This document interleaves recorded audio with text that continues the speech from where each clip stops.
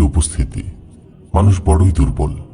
নফস শয়তানের ধোকায় পড়ে বুঝে না বুঝে সে কখনো গুনাহে লিপ্ত হয়, কিন্তু পরক্ষণেই সে তার ভুল বুঝতে পারে। মুহূর্তেই সে সতর্ক হয়ে ওঠে, তীব্র অনুশোচনায় কেঁদে ওঠে তার বেকুল হৃদয়, জাহান্নামের ভয়ে কেঁপে ওঠে তার অন্তরাত্মা। তৎক্ষণাৎ সে গুনাহকে ঘৃণা ভরে ছুঁড়ে ফেলে। আল্লাহ তাআলা বলেন, ইন্নাল্লাযীনা তাকাউ ইযা মাসসাহুম তাইফুম মিনাশ শাইতানি তাযাক্কারু ফাইযা হুম মুবসিরুন। মুত্তাকীদের কাছে যখন শয়তানের কোনো কুমন্ত্রণা আসে, তারা সতর্ক হয়ে যায় এবং তাদের বিবেচনা শক্তি জাগ্রত হয়ে ওঠে।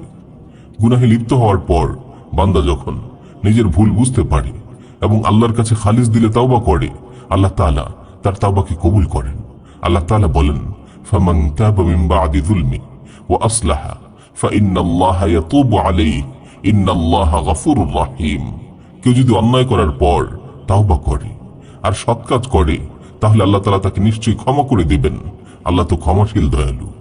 হাদিস এসেছে, কিয়ামতের পূর্বে পশ্চিম দিক থেকে সূর্যোদয় হওয়ার আগ পর্যন্ত তাওবার দরজা খোলা থাকবে। রাসূল সাল্লাল্লাহু আলাইহি ওয়াসাল্লাম বলেন, ইন্নাল্লাহা আযজা ওয়া জাল ইয়াবসুতু ইয়াদাহু বিল-লাইল লিয়াতুবা মুসিউন নাহার ওয়া ইয়াবসুতু ইয়াদাহু বিন-নাহার লিয়াতুবা মুসিউল লাইল হাত্তা তাতলুআ আশ-শামসু মিন মাগরিবিহা।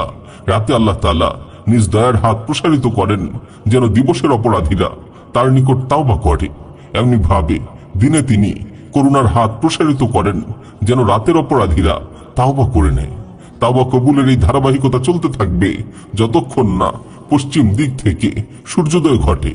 অন্য হাদিস এসেছে, রাসূল সাল্লাল্লাহু আলাইহি ওয়াসাল্লাম বলেন, আত-তাইবু মিনাজ যামবি কামান লা যামবা লাহ। গুনাহ থেকে তাওবাকারী গুনাহীন ব্যক্তির মতো। তাওবা কবুল হওয়ার জন্য তিনটি শর্ত আছে। 1. তৎক্ষণাৎ গুনাহ পরিত্যাগ করা। 2. কৃতকর্মের উপর লজ্জিত অনুতপ্ত হওয়া। 3.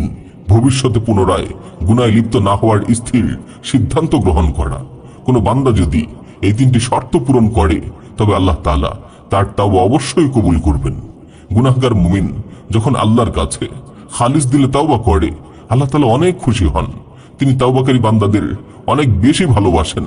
গুনাহ করতে করতে বান্দা যখন অন্ধকারে হারিয়ে যায়, তাওবা তার জন্য আলোর ভোর নিয়ে হাজির হয়। আল্লাহ তাআলা আমাদের সবাইকে তাওবাকারীদের অন্তর্ভুক্ত করুন। আমিন ইয়া রাব্বাল